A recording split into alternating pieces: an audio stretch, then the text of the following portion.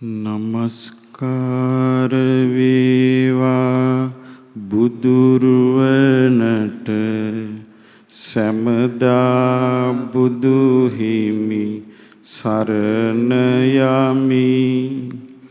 නමස්කාර වේවා ධම්රුවනට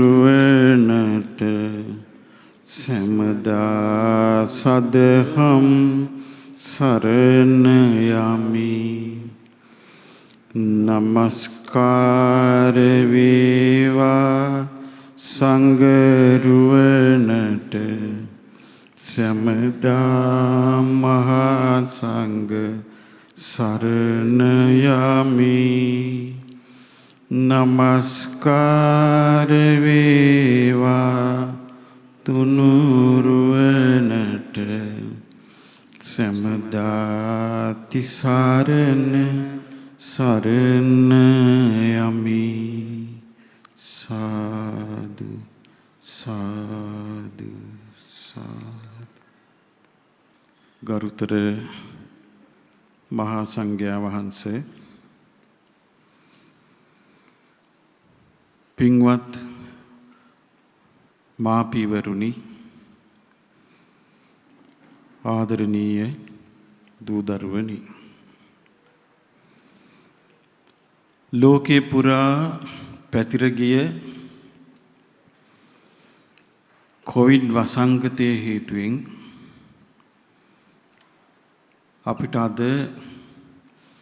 ඒ යොන් දූ දරුවන්ගේ බොහෝ සහභාගීත්වය නැතිව මේ විදියට කරන්ට සිදුව තිබෙනවා. අද තේමාව වුණේ යෞවන දරුවා යම් කිසි ඉක්මනින් යම් කිසි ආවේගයකට පත් වෙලා කරදරේ වැටෙනවා කියන අදහස. මා හිතනවා අපිට ගොඩාක් ප්‍රයෝජනයි. ඉස්සල්ලා මේ අපේ පෙරදිග සංස්කෘතියයි බටහිර සංස්කෘතිය අතර වෙනස තේරුම් ගැනීම. බටහිර සංස්කෘතියේ ඒ සංස්කෘතික චින්තන ධාරාව, ඒ කියන්නේ මිනිස්සු හැඩගැහිලා කල්පනා කරන රටාව, නිර්මාණවාදය මුල් කරගත්තු එකක්. ඒ කියන්නේ දේව මැවිල්ලක් මුල් කරගත්තු එකක්. ඒ මිනිස්සු තමයි නියම කළේ වැඩිහිටියාට වයස 55 වෙද්දී ඔහු විශ්‍රාම ගත යුතුයි. කෙමෙන් කෙමෙන් ඔහු වැඩ කටයුතු අත්හල යුතුයි. තරුණයාට ඉඩ දිය යුතුයි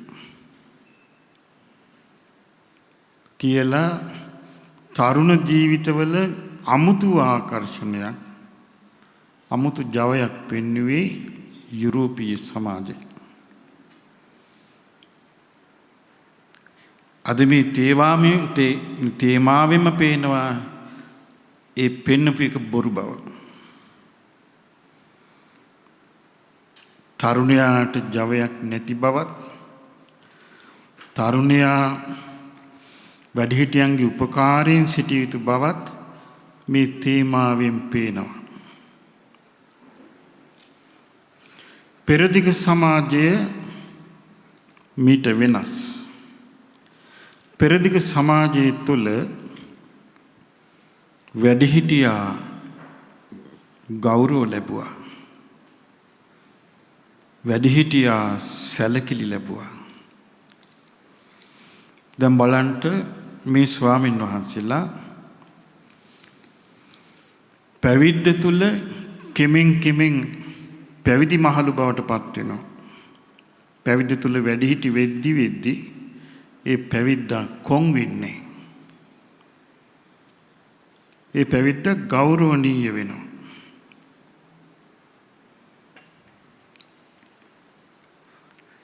එතකොට වයෝවෘද්ධ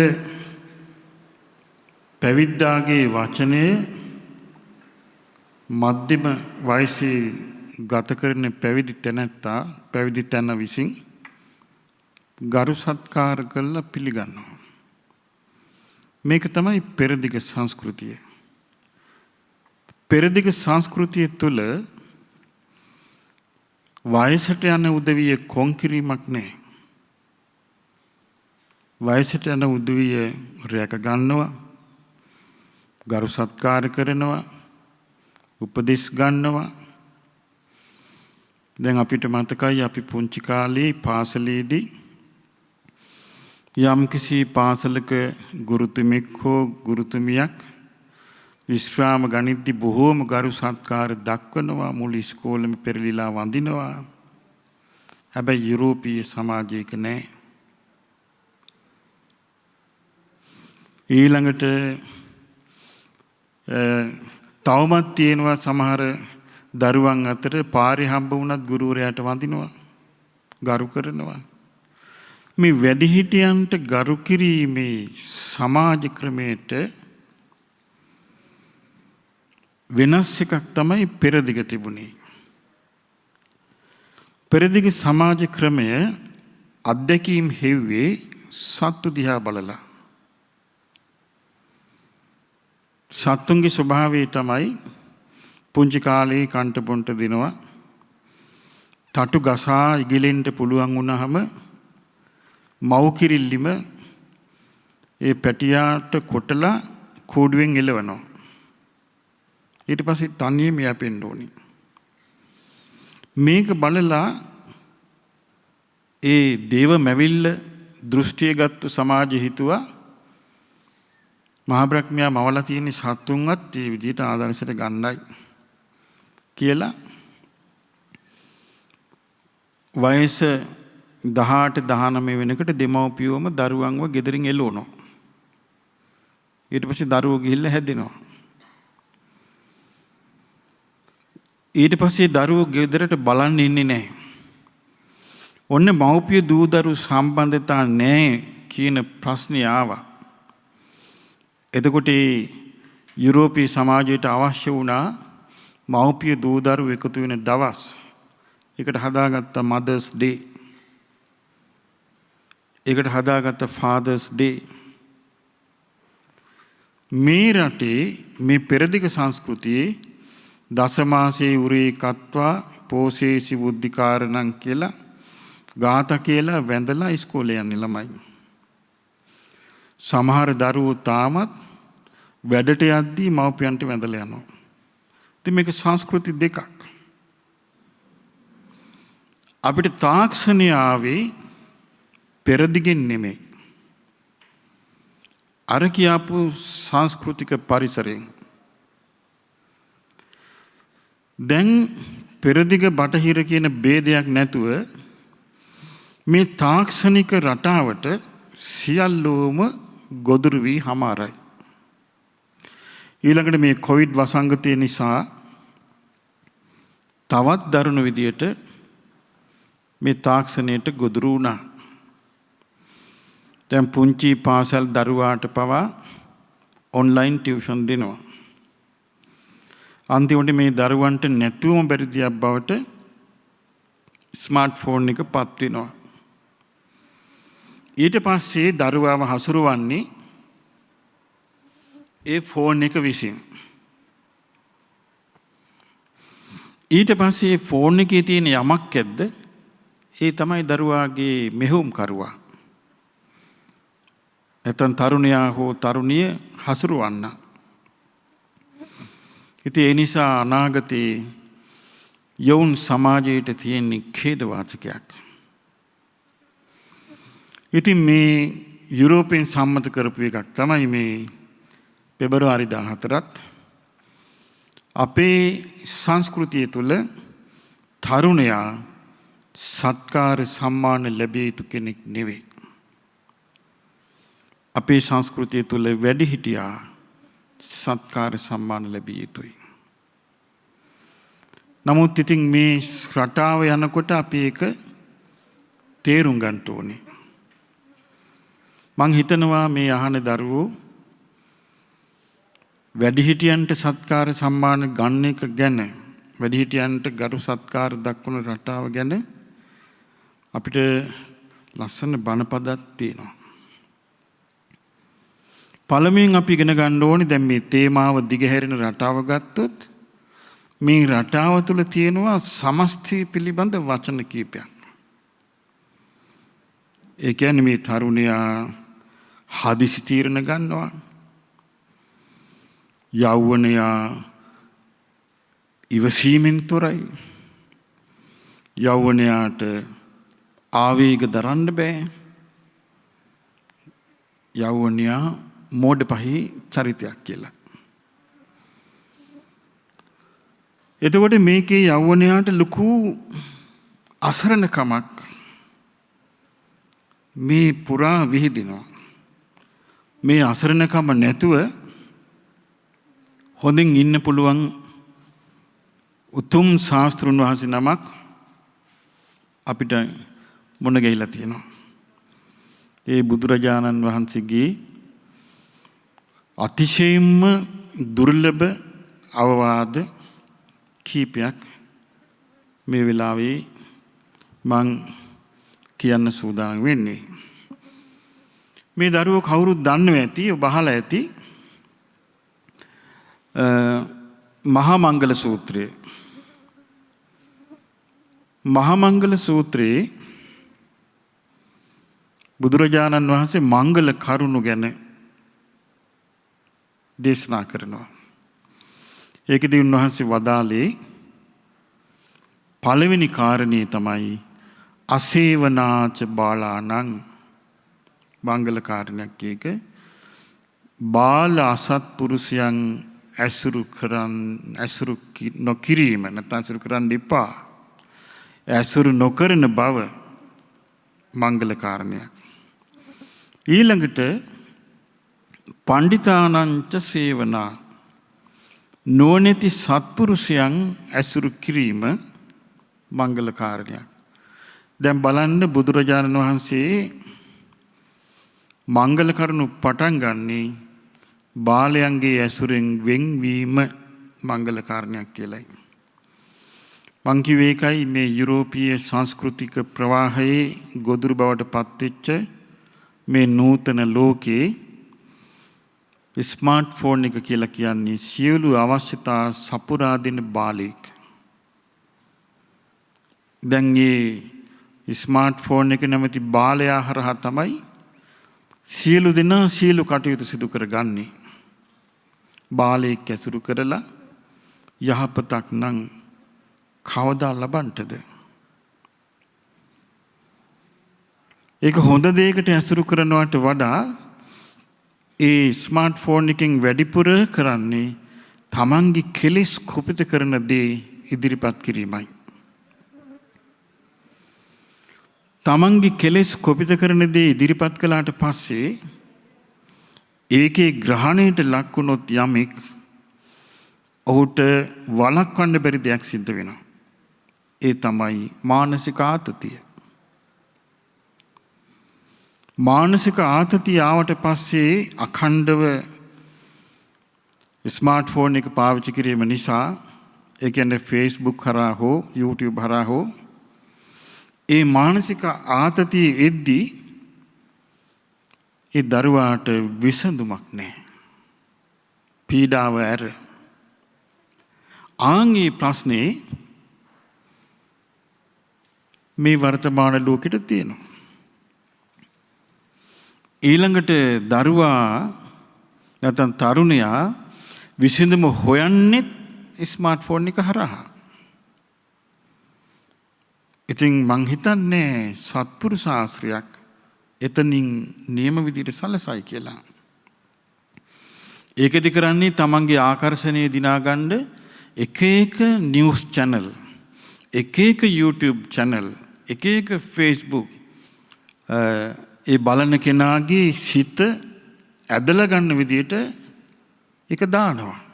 ඊට පස්සේ ආයකට ගොදුරු වෙනවා. ඒ රටාවට ඇබ්බැහි වුණාට පස්සේ තමන්ගේ කෙලෙස් එක්ක ඒක හොඳට බද්ධ වෙන්න නිසා ලේසි නෑ මේ කාලේ තරුණයෙක් යහපතක් ලබා ගැනීම.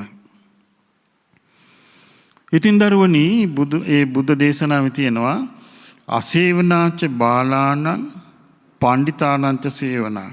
බාලව ඇසුරු කිරීමෙන් වළකීමත් නොනැති සත්පුරුෂයන් ආශ්‍රය කිරීමත් කියන දෙක හරි විදිහට වුණා නම් ඊළඟ එක සිද්ධ වෙනවා. ඒ තමයි පූජාච පූජනීයානං. ගරු කළ යුත්තා පිදිය යුත්තා පුදනවා. යමෙක් බාලයා ඇසුරු නොකළා නම් නොනැති සත්පුරුෂයා ඇසුරු කළා නම් ඒ සත්පුරුෂයාගේ ඇසුර ලැබුණා කියන්න තියෙන ලක්ෂණය තමයි පිදිය යුත්තා පුදනවා. ගරු කළ යුත්තා ගරු කරනවා. යම් කිසි කෙනෙක් ආශ්‍රය කරලා පිදිය යුත්තා පුදන් නැත්තම් ගරු කළ යුත්තා ගරු කරන්නේ නැත්තම් එනම් ඔහුට සත්පුරුෂයෙකුගේ ආශ්‍රයයක් ලැබිලා නැහැ. ඔහුට නොනැත්තෙකුගේ ආශ්‍රයයක් ලැබිලා නැහැ. මේ ලෝකයේ අග්‍රගණ්‍ය පිදිය යුත්තා ඒ භාග්‍යවත් අරහත් සම්මා සම්බුදුරජාණන් වහන්සේ. මේ ලෝකයේ අග්‍රගණ්‍ය ධර්මය ඒ බුදුරජාණන් වහන්සේ වදාළ ධර්මයයි. මේ ලෝකයේ අග්‍රගණ්‍ය පිරිස බුදුරජාණන් වහන්සේගේ ශ්‍රාවක සංඝ රත්නයයි. සත්පුරුෂ ආශ්‍රය නොලැබෙන තාක් මේ ත්‍රිවිධ රත්නය අඳුන ගන්න ලැබෙන්නේ. මේ ත්‍රිවිධ රත්නය අඳුන ගන්නේ සත්පුරුෂ ආශ්‍රයෙන්. වර්තමාන යෞවනයාට මේ සත්පුරුෂ ආශ්‍රය දුර්ලභයි. අපිට පේනවා දැන් ඔය YouTube එහෙම නැත්නම් Facebook ආදී තුලින් ග්‍රහණය වෙන්නේ තරුණයා මහා විකාර මතිමතාන්තරවලට. හරියට ඒවැයි පිදුල් ලබන්නේ භූතයෝ, අමනුෂ්‍යයෝ, යක්කු, නයි, පොළොංගු මේ අයව තමයි මේ හැමතිස්සෙම හුවා දක්ව කියන්නේ මෙතනින් පිට ගනින්, නායකගෙන් පිට ගනින්, භූතයෙකුගෙන් පිට ගනින්, යක්ෂ රාක්ෂසයෙකුගෙන් පිට ගනින් කියා මේ සිංහල සමාජයට බලවත් බලපෑමක් කරනවා මේ YouTube සංස්කෘතිය තුලින් තිස්සරණය අහිමි කිරීමට. ඉතින් මේවට ටික ගොදුරු වෙනකොට මේ ගොදුරු වෙන්නේ සිංහල බෞද්ධයා. ඊට පස්සේ ඒ වගේම තියෙනවා ගැරහීම්. මහවංශයට ගරහනවා. ඉන්දියාවේ භාග්‍යවතුන් වහන්සේ පහළ වෙච්ච ස්ථාන වලට ගරහනවා. අපේ ඉතිහාසයට ගරහනවා. අපේ රජවරුන්ට ගරහනවා. අපේ ත්‍රිපිටක ධර්මයට ගරහනවා. ඉතින් මේ ගැරහිලි ගොඩාක් මේ YouTube එකේ සැරිසරනවා. බුදුරජාණන් වහන්සේට ප්‍රශංසා කරන එක බොහොම අල්පයි. ධර්මයට ලැබෙන ප්‍රශංසා බොහොම අල්පයි. ශ්‍රාවක සංඝයාට ලැබෙන ප්‍රශංසා අල්පයි. ඒ වගේම YouTube වල සැරිසරනවා YouTube රහතන් වහන්සේලා. Facebook රහතන් වහන්සේලා. රහතන් වහන්සේලාම YouTube channel කරනවා. එතකොට මේ ව්‍යාජ සාවද්‍ය මගපලලාභීන් තම තමන්ගේ මතවාද හුවා දක්වද්දී මේ සියල්ලට ගොදුරු වෙනවා YouTube අවකාශයේ සැරිසරන දරුවා. මේන් නිදහස් වෙන්න ඔවුන්ට කෙසේනම් ප්‍රඥාව ලබන්නටද? ඒ නිසා මොකද වෙන්නේ? ඒ අවකාශයේ සැරිසරා එවන් යටි අරමුණකින් යුතුව YouTube නාලිකා පවත්වන අයගේ ග්‍රහණයට ලක් වුණොත් තව දුරටත් සිද්ධ වන්නේ පළවෙනි මංගල කාරණේ නැතිවීමමයි. ඒ කියන්නේ බාලයන් සේවනය නොකිරීම කියන එක නැතුව බාලයන් සේවනය කිරීමමයි. ඉතින් මේ වගේ හැම තිස්සෙම හැම තැනම තරුණයාට එහෙම නැත්නම් වැඩිහිටියාට මේ නුවණ දියුණු කරනවා වෙනුවට යම් යම් මතවාදවල ග්‍රහණය කර ගන්නට තියෙන පොරකෑම. ඒක තියේදී ඒ ස්මාර්ට් ෆෝන් එක තුලින් විතරක් මේ සියලු ගැටලු ප්‍රශ්න විසඳ ගන්නට දරන වැඩිහිටියා වේවා දරුවා වේවා අමාරුවේ වැටෙනවා. ඉතින් මේකෙන් බේර ගන්න තියෙන්නේ බුදුරජාණන් වහන්සේ සරණ යාම ගැන ඉගෙන ගැනීම. ඉතින් මේකට මං හිතුවා ලස්සන බුද්ධ දේශනාවක් ඔබට කියා දෙන්න. මේ බුද්ධ දේශනාවේ බුදුරජාණන් වහන්සේ මෙහෙම වදාලා. මහණෙනි, පින් වැగిරෙන කුසල් වැగిරෙන සැපය උදා කර දෙන කරුණු හතරක් තිබේ. චත්තාරෝමේ භික්ඛවේ පුඤ්ඤාභිසන්දා කුසලාභිසන්දා සුඛස්සාහාරා. සුඛස්ස ආහාරා, සැපයට ආහාර, සැපය පෝෂණය කරන දේ. ඒ කවර සතරක්ද යත්? ඉද භික්ඛවේ ආර්ය ශාවකෝ බුද්ධේ අවිච්ඡප්පසාදේන සමන්නාගතෝ හෝති. මහණෙනි, මෙහිලා ආර්ය ශ්‍රාවකයා බුදුරජාණන් වහන්සේ කෙරෙහි නොසෙල්වෙන ප්‍රසාදයෙන් යුක්ත වෙයි. මේක තමයි මේ සියලු ප්‍රශ්නවලට තියෙන එකම උත්තරේ. ඒකේ තියෙනවා ඉතිපිසෝ භගවා අරහං සම්මා සම්බුද්ධෝ විජ්ජාචරණ සම්පන්නෝ සුගතෝ ලෝකවිදු අනුත්තරෝ පුරිස ධම්මසාරති සත්තා දේව මනුස්සානම් බුද්ධෝ භගවා කියලා. එතකොට මේ ගුණ සමහර විට දරුවෙක්ට හිතෙන්න පුළුවනි කුඩා සංදී සිටන් මේ බුදු ගුණ කියපු නිසා මම දන්නවා කියලා. මට තේරෙන හැටියට නම් බුදුරජාණන් වහන්සේ කෙරෙහි ගුණ දන පැහැදීම තමයි අමාරුම දේ. බුදුරජාණන් වහන්සේ කෙරෙහි ගුණ දැන පැහැදීම අමාරු දෙයක්. මම කිව්වේ ඒකයි. මේ කාලේ මිසදිටුවට පහදවන්නට ඕන තරම් ඉන්නවා. මිසදිටු මත කියා මේක අදහපන් කියන්න ඕන තරම් ඉන්නවා. බුදුරජාණන් වහන්සේගේ ගුණ ටික කියා දීලා උන්වහන්සේ කෙරෙහි සිත පහදවා ගන්න කියන්න බොහොම සුළු පිරිසයි ඉන්නේ. මං හිතන්නේ අන්‍යාගමික ආක්‍රමණයට එක එක්කෙනා ගොදුරු වෙන්න හේතුවත් ඔවුන්ට තියෙන මේ අසරණකම. ඔවුන්ගේ අසරණකම. මොකක්ද ඒ අසරණකම?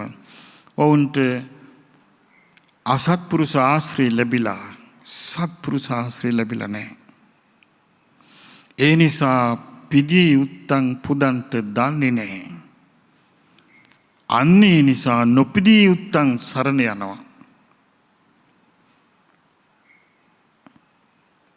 පිදී උත්තං පුදන්ට දන්නේ නැති නිසා. ඉතින් බුදුරජාණන් වහන්සේ වදාලා ශාස්ත්‍රුන් වහන්සේගේ ගුණ, උන්වහන්සේගේ නිකලෙස් බව,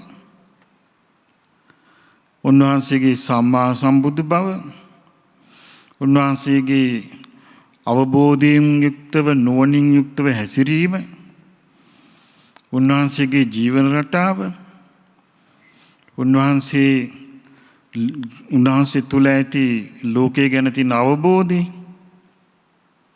ඊළඟට උන්වහන්සේ තුල තියෙන උන්වහන්සේගේ තියෙන අන් අය දමනය කිරීමේදී දක්වා තිබෙන ආශ්චර්යය, මේ ආදී දේවල් විශාල වශයෙන් විස්තර වෙනවා බුදුරජාණන් වහන්සේගේ දේශනාවල.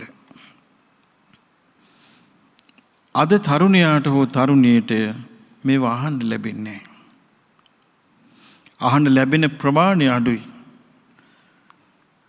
මොකද හේතුව? ලැබෙන්නේම බාලයන් සේවනය කිරීම නිසා. බාලයන් සේවනය කිරීම තුල පිළිඋත්තම් පුදන්ට ලැබෙන්නේ. බුදුරජාණන් වහන්සේ වදාළ යම් කිසි කෙනෙක් මේ ගුණයන්ගෙන් යුක්ත වූ ශාස්ත්‍රුන් වහන්සේව සරණ ගිහින් උන්වහන්සේ කෙරෙහි නොසැලෙන පැහැදීමෙන් ඉන්නවා නම් එයාට පින් ගඟුලක් ගලනවා. කුසල් ගඟුලක් ගලනවා. සුකස්ස ආහාරෝ ඒ සැපේට ආහාරයකි. එතකොට බලන්නකො සැපේට ආහාරයක් බුදුන් සරණ යෑම. සැපේ ආසයි. සැපේට ආහාරයක් බුදුරජාණන් වහන්සේ කෙරෙහි පැහැදුණු සිතින් වාසය කිරීමයි. ගයාවේ ඉන්දියාවේ ගයාවේ වාසය කළා එක දාසියක්. මේ දාසිය හරියට ඒ ගෙදරින් ගුටි කනවා.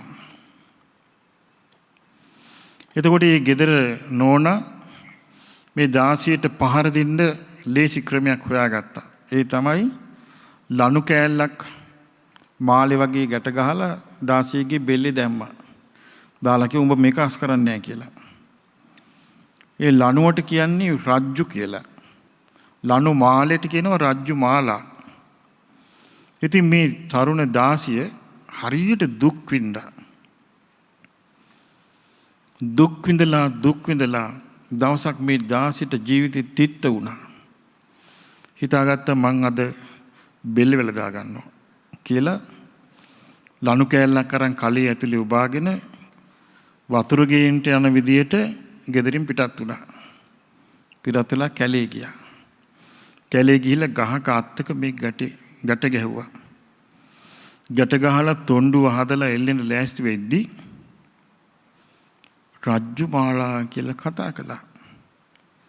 කවුද අපි සරණ ගිය ලොවට මහා අනුකම්පා ඇති අපේ බුදුරජාණන් වහන්සේ. ඊට පස්සේ රජ්ජුමාලා එතනින් බුදුරජාණන් වහන්සේ ළඟට ගිහිල්ලා වන්දනා කරලා අඬන්න පටන් ගත්තා. ඒ වෙලාවේ බුදුරජාණන් වහන්සේ කලේ කාන්තා අයිතිවාසිකම් තියෙන තැනකට යොමු කිරීම නෙවෙයි. බුදුරජාණන් වහන්සේ කලේ සසරේ ස්වභාවය ඈට කියා දුන්නා.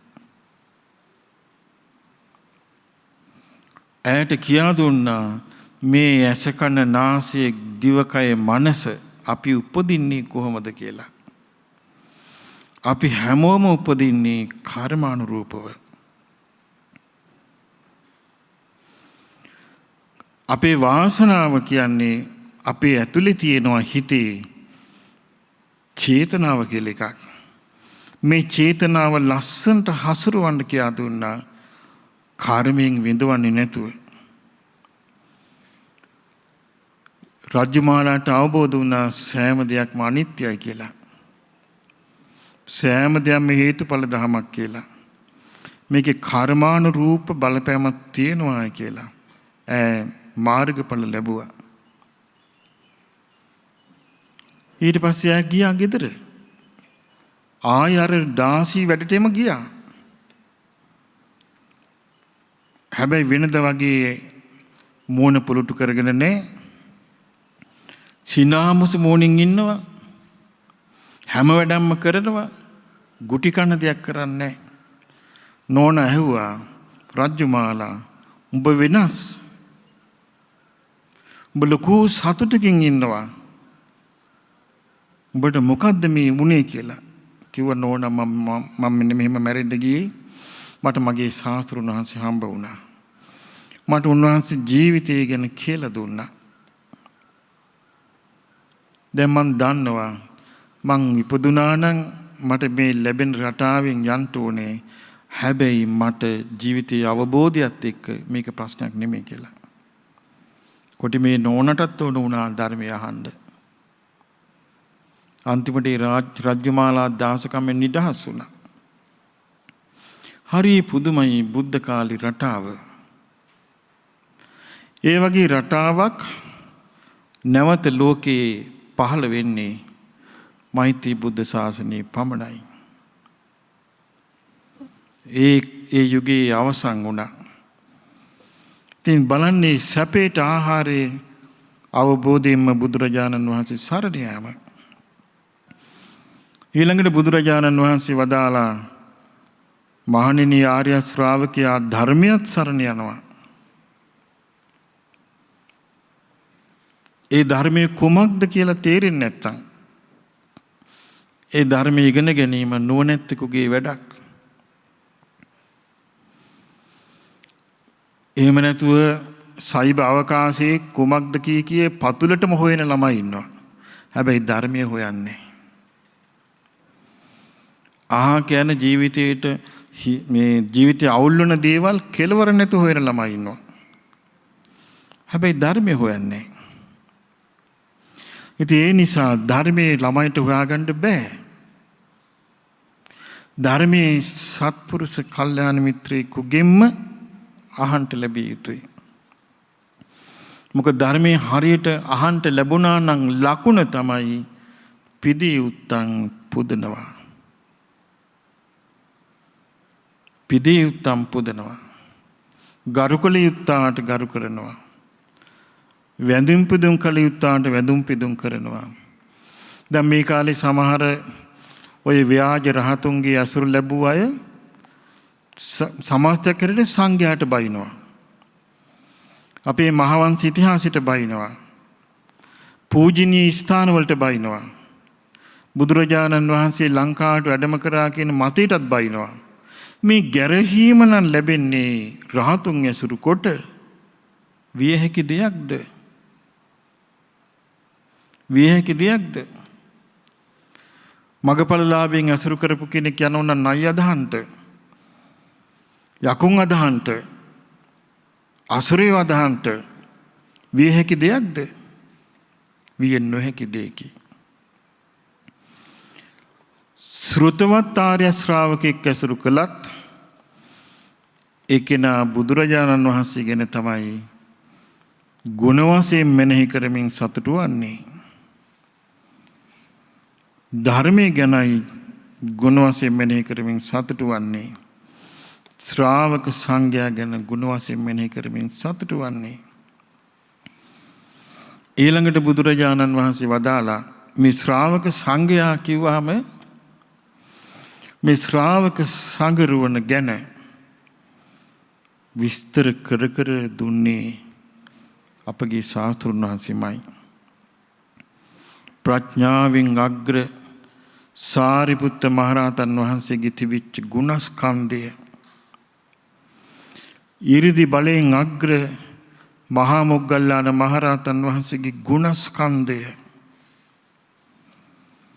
සීල ගුණයෙන් අග්‍ර මහා කස්සප මහරහතන් වහන්සේගේ ගුණස්කන්ධය, අසාමාන්‍ය ගුරු ගෞරවයෙන් යුත් ශාස්ත්‍රීය ගෞරවයෙන් යුතු ආනන්ද මහරහතන් වහන්සේගේ ගුණස්කන්ධය, මේ රහතන් වහන්සේලාගේ ගුණ බුදුරජාණන් වහන්සේ වදාළේ. දවසක් බුදුරජාණන් වහන්සේ එක්තරා වයසක උපාසක කෙනෙකුගෙන් ඇහුවා, උපාසක ඔබ දැන් ඉස්සර වගේ දන් දෙනවද? එහෙමයි ස්වාමීනි. ඔබ කොහොමද දන් දෙන්නේ? ස්වාමීනි මම රහතන් වහන්සේලා හොය දන් දෙන්නේ. උපාසක වැරදි. බුදුරජාණන් වහන්සේ වදාලා උපාසක වැරදි. කාම භෝගී ගිහි ජීවිතයක් ගෙවන ඔබ රහතන් වහන්සේලා හොයන්න එපා.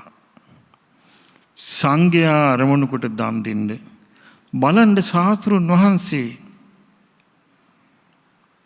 උපාසකට දානි දෙන හැටි පවා කියනවා. සංඝයා අරමුණු කොට දානි දෙන්න. අපි නම් මගපලලාභීන්ට දන් දෙන්නේ, අපි නම් රහතුන්ට දන් දෙන්නේ කියලා මෝඩ කතා කියන මේකල ආයත අර ශාස්ත්‍රඥ වහන්සේගේ අවවාදය මං හිතන්නේ අහන්න ලැබිලා නැහැ. අපි නම් සංඝයා උදෙසා බුදුරජාණන් වහන්සේ වදාළේ සංඝයා උදෙසා දන් දෙන්න. කොටින්ම තමන්ගේ සුළු මව් ප්‍රජාපති ගෞතමී තමන්ගේ අතිම්ම සිවුරක් ව්‍යාගෙන අතිම්ම සකස් කරපු සිවුර පඳු ගහලා බුදුරජාණන් වහන්සේට පූජා කරගන්න ඕනේ කියලා ඇවිත් පූජා කළා. ඒ වෙලේ බුදුරජාණන් වහන්සේ සිවුර පිළිගත්තේ නැහැ. වදාලා ගෞතමී සංඝයාට පුදන්න. බලන්න බුදුරජාණන් වහන්සේ තමන්ගේම සුළුමව් පවා සමාදන් කරවනවා සංඝයාට පුදන්න කියලා. එතකොට මේ රටාව තමයි පින් වැඩින රටාව. එතකොට බුදුරජාණන් වහන්සේ දේශනා කළා තියෙනවා මේ රහතන් වහන්සේලා ගැන හිත පහදවා ගන්න කියලා. භාග්‍යතුන් වහන්සේගේ මාර්ගඵලලාභී ශ්‍රාවක පිරිස මේ ලෝකේ පිරිස් අතර අග්‍රයි කියලා තියෙනවා. මේවා කරුණු විමසලා සිත පහදවා ගන්නට නම් අර පණ්ඩිතානන්ත සේවනා නොනැති සත්පුරුෂයන් ඇසුරු කළ යුතුයි. මේ කාලේ ගොඩාක් දුර්ලභ දෙයක්. ඊළඟ එක තමයි බුදුරජාණන් වහන්සේ වදාලා පුනච පරම් භික්කවේ ආර්ය ශාවකෝ ආර්යකාන්තේ සීලේහි සමන්නාගතෝ ශ්‍රාවකයා නිරතුරුවම සමාදන් වූ සීලේක ආර්යකාන්ත සීලේක පිහිටා වාසය කරනවා. ඒකත් තමන්ගේ ජීවිතයට පුඤ්ඤාභිසන්ද කුසලාභිසන්දා සුඛසාහාරා සැපේට ආහාරයක් කුසලය වැగిරෙන පින වැగిරෙන දෙයක් උන්වහන්සේ උපමාව කියනවා මහණෙනි මේ කරුණු සතරින් යුක්ත ශ්‍රාවකයා මොකක්ද මේ කරුණු සතර? බුදුරජාණන් වහන්සේ කෙරෙහි අවබෝධයෙන්ම ප්‍රසාදයට පත්ව සිටීම, ධර්මයේ කෙරෙහි අවබෝධයෙන්ම ප්‍රසාදයට පත්ව සිටීම, ශ්‍රාවක සංඝයා කෙරෙහි අවබෝධයෙන්ම ප්‍රසාදයට පත්ව සිටීම, සීලයෙහි මනාව පිහිටා සිටීම, මේ කරුණු හතරේ සමාදන් වූ ශ්‍රාවකයාගේ පුණ්‍යස්කන්ධය න සුකරම් පුඤ්ඤස්ස පමාණං ගණේතුං බුදුරජාණන් වහන්සේ වදාලා මේ පිනේ පුඤ්ඤස්ස කියන්නේ පිනේ ප්‍රමාණයක් ගැනීම, ප්‍රමාණයක් අරගෙන කතා කිරීම ලේසි නෑ කියනවා. වැරදි බණක් කියවුවොත් කියනවා නෑ නෑ අපිට පින් ඕනේ, අපි පින් කරන්නේ අපිට කුසල් විතරයි. මේ බුද්ධ දේශනාව මම මේ කියන්නේ. බුදුරජාණන් වහන්සේ මේකේ වදාලා පුඤ්ඤාභිසන්ද කුසලාභිසන්ද කියලා දෙකම බුදුරජාණන් වහන්සේව අවබෝධයෙන් සරණ යාමට. මේ කාලේ ඉතින් පුංචි ප්‍රශ්නයක් තියෙනවා. මොකද්ද ප්‍රශ්නේ? දහම් කරුණක් කීවහම ඒක අර්ථේ පටලවලා ගන්නවා. ඒ අර්ථේ ගන්න දන්නේ. ඒ කියන්නේ ගොඩ ප්‍රඥාවේ අහේනියක් තියෙනවා. ප්‍රඥාවන්තය මට හම්බෙලා තියෙන හරිය අඩුවෙන්. වාදකාරයෝ නම් හරියට අනවශ්‍ය ප්‍රශ්න උපද්දවාගෙන විඳවන අය හරියට ඉන්නවා. ඒකේ තේරුම තමයි එයාගේ පිනේ තියෙන දුර්වලකම. බුදුරජාණන් වහන්සේ වදාලා මහණෙනි නසුකරම් පුඤ්ඤස්ස පමාණං ගණේතුං එත්තකෝ පුඤ්ඤාභිසන්දෝ කුසලාභිසන්දෝ සුඛසාහාරෝ මේ සැපේ ලබා දෙන කුසලයේ පින ලබා දෙන මේ පිනේ ප්‍රමාණය මෙතෙකයි කියා කිව නොහැකි. ඒකේ බුදුරජාණන් වහන්සේ උදාහරණයක් කියනවා. සේයථාපි භික්කවේ මහා සමුද්දේ නසුකරං උදකස්ස පමාණං ගණේතුං මහණෙනි ඒක කියනවා එත්තකාණි උදකාල්ලකාණී තිවා. ඒක කියනවා මහණෙනි මහා සමුද්‍රයේ ජලය මෙපමණ ලාස් ගණනක් තියෙනවාය. මේ බමණ ලාස් දහස් ගණනක් තියෙනවා අය ලක්ෂ ගණනක් තියෙනවා කියලා මහා සමුද්‍රයේ ජලය ලාස් ගණනින් අපි ගම්මු ඒක ලීටර් ගණන් මේ ප්‍රමණ ලීටර් ගණනින් ගණන් කරන්න බෑ. මහණෙනි මේ වගේ තමයි කියනවා ඒව මේව බික්කවේ මහණෙනි මේ වගේමයි අවබෝධයෙන්ම තෙරුවන් සරණ ගිහිල්ලා ඒ බුදුරජාණන් වහන්සේ කෙරෙහි නොසෙල්වෙන ප්‍රසාදයට පත්වීම ධර්මයේ කෙරෙහි නොසෙල්වෙන ප්‍රසාදයට පත්වීම ශ්‍රාවක සංඝයා කෙරෙහි නොසෙල්වෙන ප්‍රසාදයට පත්වීම ඒ වගේම ආරේකාන්ත සීලයක පිහිටීම තුළ ඔහු උපදවා ගන්නා පුණ්‍යස්කන්ධේ ප්‍රමාණය සාගර ජලයටවත් උපමා කරන්න බෑ කියනවා. ඉතින් මේ කියන්නේ කවුද? මේ දේශනා කරන්නේ බුදුරජාණන් වහන්සේ සවැත් නුවර ජේතවනාරාමේදී. මේ දේශනාවෙන් නම අසංඛේය සූත්‍රයේ සංඛ්‍යාවකට ගන්න බෑ කියන එක. ඉතින් බුදුරජාණන් වහන්සේ වදාලා අතකෝ අසංඛේයෝ අප්පමෙය්‍යෝ සංඛ්‍යාවකට ගන්න බෑ. අප්පමෙය්‍යෝ ප්‍රමාණයකට ගන්න බෑ. මහා පුඤ්ඤක්ඛන්ධෝ මහා පුඤ්ඤක්ඛන්ධෝ මහා පුඤ්ඤස්කන්ධයක් කියලා කියන්න පුළුවන් කියනවා. ඊට පස්සේ බුදුරජාණන් වහන්සේ බලන්න මේ ලස්සන ගාථාවක් දෙකක් කියනවා. කියන උන්වහන්සේ මහෝදධින් අපරිමිතං මහාසරං බහුභේරවං රතන ගණාන මාලයන් නජ්ජෝ යථා නරගන සංඝ සේවිතා පුතු භවන් පුතු සවන්ති උපයන්ති සාගරං. මේ සාගරය ගැන කියන්නේ මේ මහා සයුර නොයෙක් වස්තුන්ගෙන් පිරිච්ච අපරිමිත ජලස්කන්ධයක් තියෙනවා. මේ වගේ කියනවා බුදුරජාණන් වහන්සේ සරණ යන්න ලැබුණු කෙනාට. ඊට පස්සේ දේශනා කරනවා ඒවන්නරං අන්නද පානවත්තදං සියානි සජ්ජත්හරනස්ස දායකං පුඤ්ඤස්ස ධාරා උපයන්ති පණ්ඩිතං නජ්ජෝ යථාවාරිවහව සාගරං. සයුරට ගලන දිය කඳ සෙයින් ඔහුගේ පුණ්‍ය ගංගාව ගලනවා කියනවා. ඔහු දානිත් දෙනවා කියනවා. අන්න පාන වත්ත ඒ වගේම සෙය්‍ය නිසජ්ජ ඒ වගේම අත්හරණ මේ ඇතිරිලි මේ ආදී දේ දන් දෙනවා කියනවා. දැන් බලන්න පසුගිය දවස්වල අපිට ලංකාවේ යම් යම් ආందోලනාත්මක කතා අහන්න ලැබුණා. සමහර අය ආගම් වෙනස් කරනවා කියලා. ආගම් වෙනස් කිරීමක් නෙමෙයි උනේ. බුදුරජාණන් වහන්සේගේ සරණ පිහිටන්ට ඒ ඇයට වාසනාව නැතුව ගියා. ඒ ධර්මයේ සරණ පිහිටන්ට කියලා දෙන්න කෙනෙක් නැති ප්‍රශ්නයක් ඇති. ප්‍රධාන හේතුවක් තමයි මේ සත්පුරුෂ කල්යාණ මිත්‍රයන් ආශ්‍රය කරද්දී කවදාවත් යාළුකමෙන් ආශ්‍රය කරන්න එපා. යාළුකමෙන් යාළු මුත්‍රකමෙන් ආශ්‍රය කළා ධර්ම ගෞරවය ලබන්න බෑ. ගරු කළ යුත්තාට ගරු කළ යුතුයි. බුදුරජාණන් වහන්සේ දේශනා කළා තියෙනවා ධර්මයේ සම්බන්ධයෙන් කළ යුතු වත්පිළිවෙත්. ඒ වත්පිළිවෙත් වල තියෙනවා ඉස්සරහෙන් යන එක්කෙනාට පිටිපස්සෙන් යන ගමන් බණ කියන්න එපා කියලා.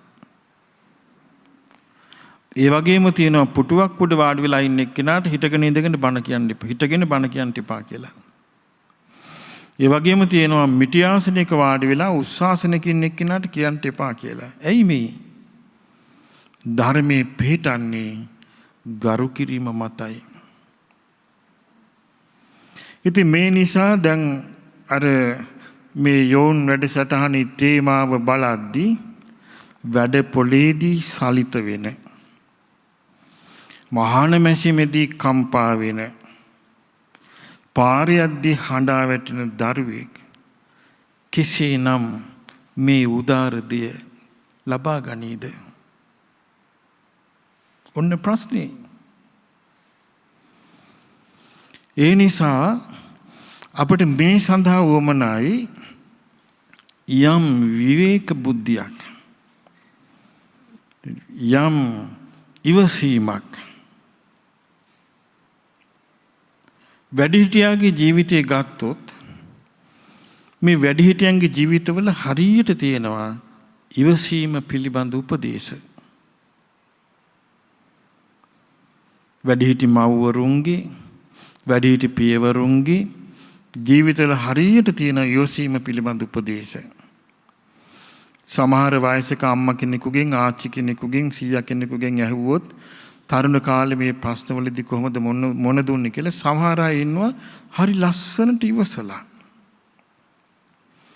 කොටින්ම කියන්නේ දරුවනේ මේ බුද්ධ ශාසන ප්‍රතිපදාව සම්පූර්ණයෙන්ම ඉවසීමත් එක්ක යන එකක්. කාන්ති පරමන්තපෝ තිතික්කා. ඉවසීමත් යන එකක්. ඊළඟට තව එකක් කිය යුතුයි මේ ආවේග සම්බන්ධයෙන්. ආවේග වලට හේතු තියෙනවා. සමහර විට සාංසාරික දුර්වලකමක්. ඒ කියන්නේ මේ ආත්ම ගණන් පුරුදු කරපු කලබලකමක් තියෙන්න පුළුවන්. ඒකයි මං කිව්වේ මේකේ කර්මානුරූපයි කියලා. සමහර විට ආශ්‍රය දෝෂයක්. ඒ කියන්නේ ආශ්‍රය වැරදුනහමත් ඒක අවස්ථානුකූලව නෝන මෙහෙවා ගන්න බැරුව යනවා. ඊළඟට ගොඩාක් උපකාර වෙන එකක් තමයි තැනට සුදුසු නුවණ. තැනට සුදුසු නුවණ තියෙන කෙනා මේ අවස්ථාව ගානට හසුරුව ගන්නවා. දැන් උදාහරණයක් හැටියට අපි ගමු කුණ්ඩලකේසි. කුණ්ඩලකේසි ඒ සිටු දුවක්, හැබැයි මෝඩයි. එතකොට එක පැත්තකින් මෝඩයි.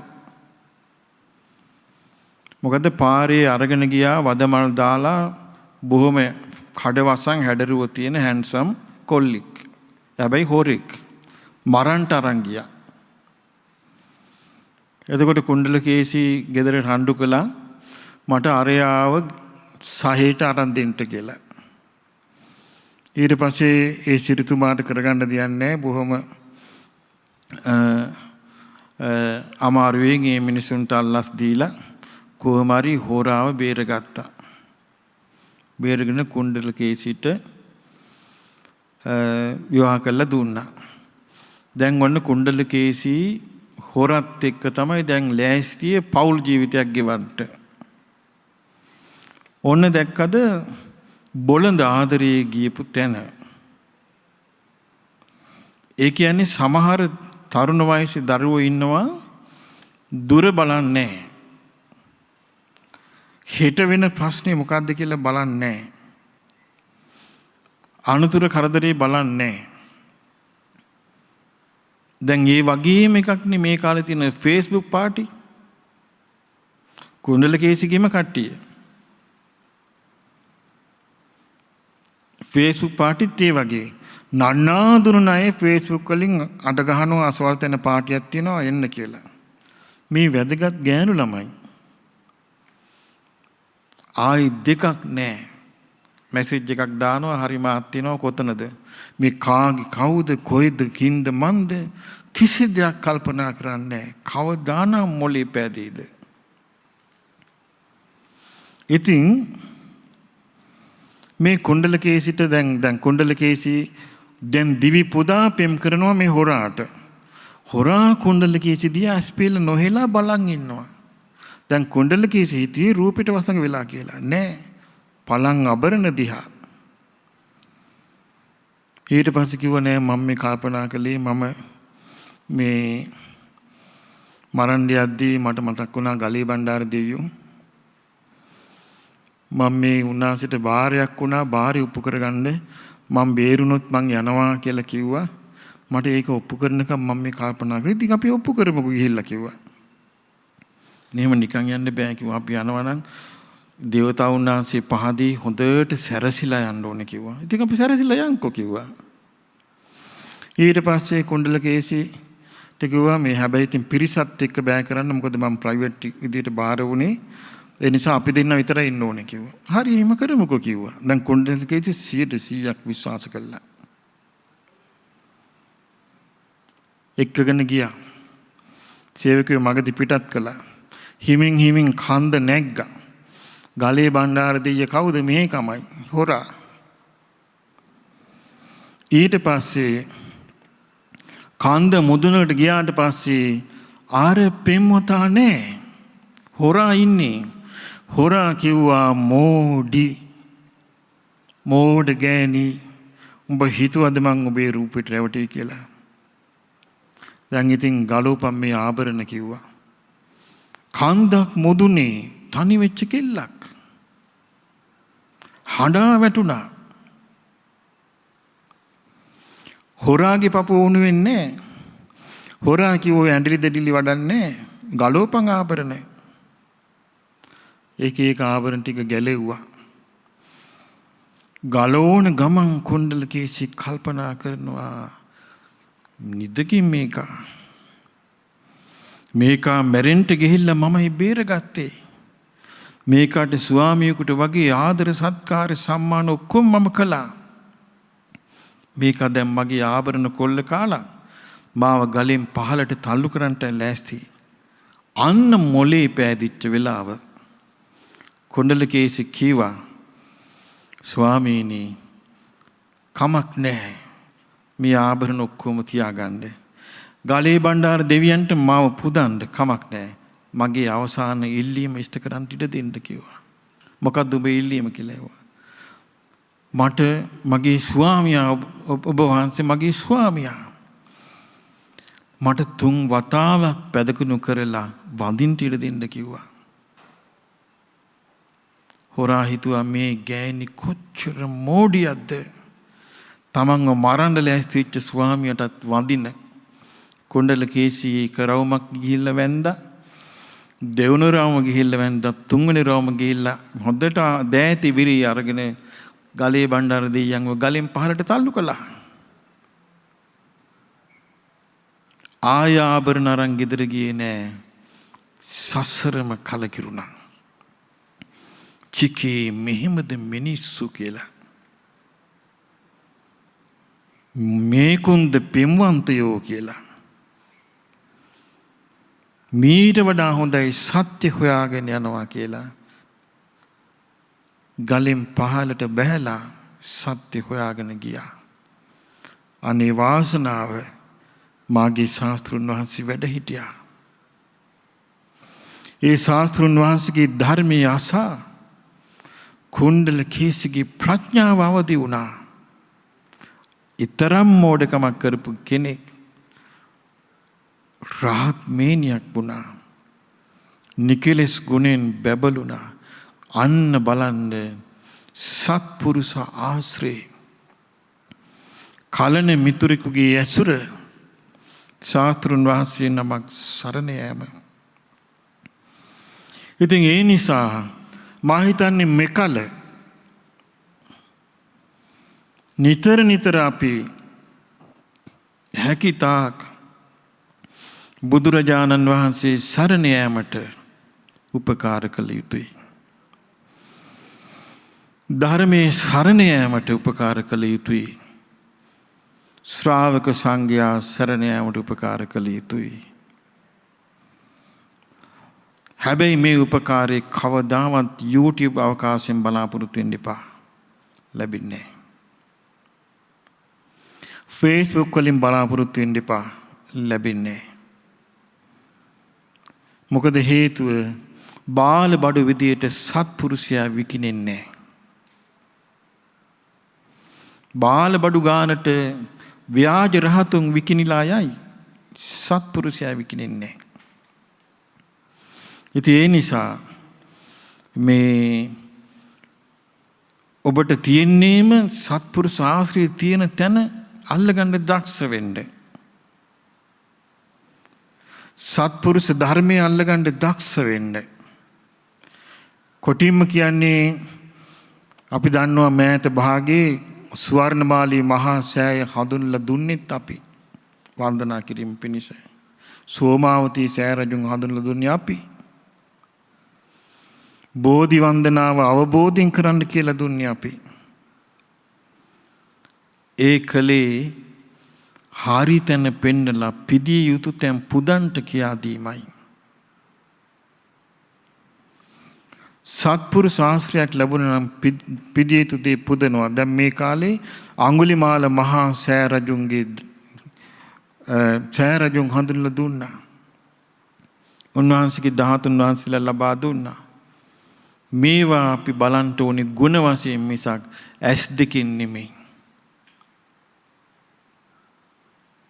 ඔබ දන්නවා ඉන්දියාවේ දළදා වහන්සේ ලංකාවට වඩම්මවන්නට කලින් එක මිසදිටු රජෙක් මේ දළදා වහන්සේ ඇස් දෙකින් දැක්කා. එතකොට මිත්‍යා දෘෂ්ටික බමුණ කීවා මේ දළදා වහන්සේ පෙළහර පාන්නේ නැහැ කියලා. කීවා මේ උපාසකවරු සංඝයා කිව්වා නෑ නෑ මේ දළදා වහන්සේ පෙළහර පානවා. ඒ පිරිස එකතු වෙලා දළදා වහන්සේ වැඳලා බුදුගුණ කියන්න පටන් ගත්තා. දළදා වහන්සේගෙන් රැස් විහිදුණා. මිසදිටුව කීවා රැස් විහිදවන්න මොකද බැරි? රැස් විහිදවන්න මන්ත්‍ර බලෙන් පුළුවනි. ඒ නිසා ওই දළදා වහන්සේ විනාශ කරන්න කිව්වා. මිසදිටුව යෝජනා කළා කිනිහිරක් ගෙනල්ලා කිනිහිර කියන්නේ යකඩ තලන එක කිනිහිරක් ගෙනල්ලා තලන්න කිව්වා දළදා වහන්සේ. කිනිහිර උඩ දළදා වහන්සේ තියලා කුළු ගෙඩියෙන් ගැහුවා. දළදා වහන්සේ කිනිහිරිය කිඳාගෙන යටට බැස්සා. යකඩද පෙළහර පෑවා. උපාසකවරු සංඝයා සාදුනාද පවත්තලා කිව්වා බලන්ට රජතුමනි දළදා වහන්සේ පෙළහර පානවා. ඊට පස්සේ භාග්‍යවතුන් වහන්සේ නැගී සිටිනසේක්වා කිව්වා. එතනින් අහසට පැන නැංගා.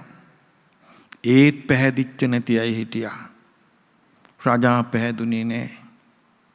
ඇස් දෙකින් 13 වහන්සේලා බලලා පහදින්නේ නෑ ගොඩක් අය. ෆොටෝ ගන්නවා විතරයි. පහදින්න ගුණ වශයෙන්ම.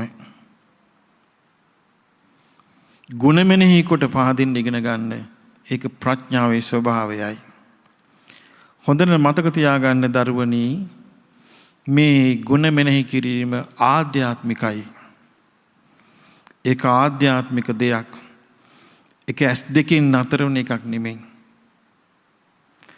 ඒකයි දැන් විශේෂයෙන් අපි ඔය ධාතු ප්‍රදර්ශන මේ ෆොටෝ ගන්නවට මම පුද්ගලිකව සම්පූර්ණයෙන් කැමති නැහැ. ඒකට හේතුව තමයි මේ ඇස් වලින් ෆොටෝ අරගෙන මේ ලාමක සතුටක් විඳිනවා. ආධ්‍යාත්මික ගුණයන් මෙනෙහි කරන්න දන්නේ නැහැ. ඉතින් ඒ නිසා එබඳු ලෝකික තමයි අපි මේ වාසය කරන්නේ. ඒ නිසා දරුවනි අපි බොහොම කරුණාවෙන් කියන්නේ ආධ්‍යාත්මික දෙයක් හොයන්න.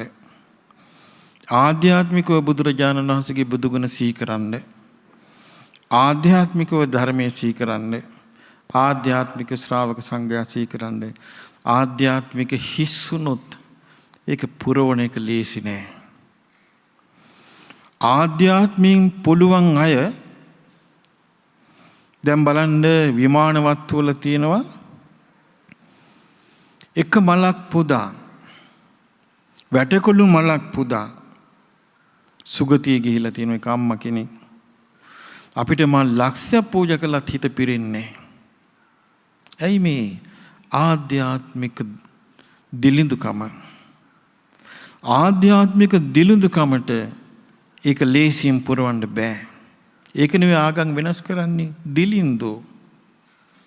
මම දැක්ක එක්කෙනෙක් කියලා තිනවා ආගම වෙනස් කරන්න ගිහිල්ලා එක තැනැත්තියක් කියලා තිබුණා මම බුද්ධ ආගම අතෑරිය කියලා. අතාරින්න තිබිලා නැහැ බුද්ධ ආගමක්. බුද්ධ ආගමක් තියෙන්න ඉපේ අතාරින්න. ඒ නිසා බුද්ධ ආගම කියලා එකක් නෙමෙයි මේ තියෙන්නේ. බුදුරජාණන් වහන්සේ මානසිකාර කරලා ආධ්‍යාත්මිකව ශාස්ත්‍රුන් වහන්සේගේ ගුණත් එක්ක තමන් සරණ පිහිටන එක ඒක නොතිබිච්ච කෙනෙකුට අතාරින දෙයක් නෑ. ඉතින් ඒ නිසා ආධ්‍යාත්මික දෙයක් මේ පින කියන්නේ බාහිර එකක් නෙමෙයි. ඉනිස වැටකොළු මලක් පූජා කරලා එක බත් පිඬක් පූජා කරලා කැවුමක් පූජා කරලා තව්තිසාව ඉපදිලා අද විශාල වශයෙන් පූජා කරනවා ආධ්‍යාත්මයේ හිස්. ඒ නිසා මේකේ සාර්ථක විසඳුමක් ආධ්‍යාත්මිකව ගුණධර්ම පුරුදු කිරීම සරණ පිහිටා ගැනීම. එතකොට පින් කරගන්න පුළුවන්. එතකොට මේ ධාතුන් වහන්සේලා ඇස් වලින් බලන්න ඕනේ, ෆොටෝ ගන්න ඕනේ. ඔය මේ ෆොටෝ පිස්සුව හිමම සනීප වෙනවා. එතකොට මේ